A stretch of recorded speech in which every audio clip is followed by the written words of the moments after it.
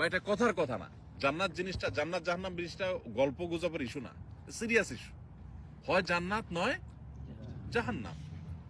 আমার সারা জীবন ব্যবসা বাণিজ্য হলো না, ক্যারিয়ার হলো না, চাকরি হলো না।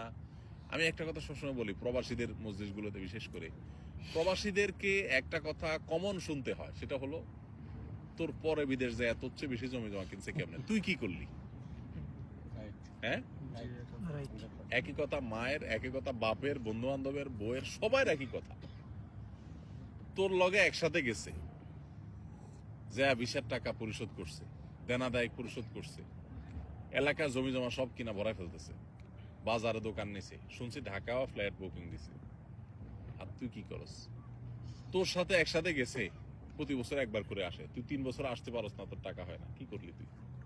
এই কথাগুলো খুব বেশি শোনা লাগে না আপনাদের? এটা কেন হয়? ওই যে বললাম, পুরা